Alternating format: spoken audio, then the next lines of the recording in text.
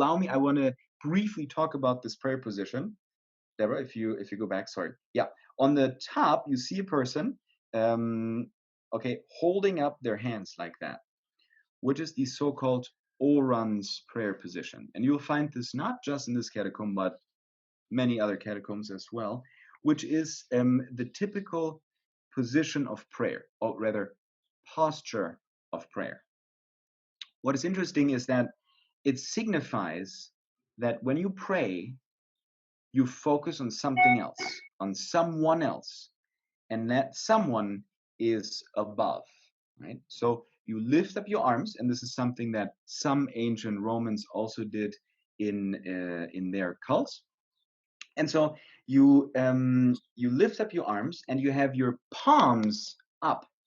Okay, so it's actually interesting because the original, so this one doesn't show it. It's a very simple fresco, but you have the hand in a position that is called the mano supinas, which means that it's actually hyperextended. So the fingers go out, okay, like that, like they kind of flex out as much as you can, and then you open your palms to the sky. The reason for that is that your palms need to be clean, okay, and you show God your full commitment, right? And at the same time, you also look up.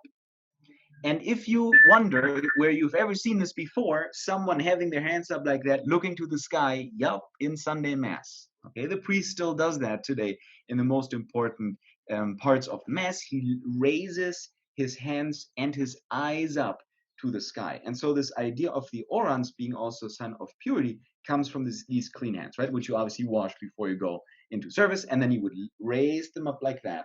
And then you look into the sky and then you pray. So you look up, even if you're in a closed room, kind of seems silly, right? Like you look up and there's a ceiling and you're like, okay, well, where's God? I don't see the sky. But that's where the idea of frescoes and mosaics came from. That's why you have crosses and Jesus on the ceiling. And we'll speak about this in San Clemente. You'll see it. You look up and you don't just look onto a ceiling. You look up and you look in, like you look onto the Christ figure that is on the ceiling of the church. So this is also a great moment to talk about this, because here we have a time, right, an eyewitness testimony from the 3rd century of the prayer position. So the so-called Orans position.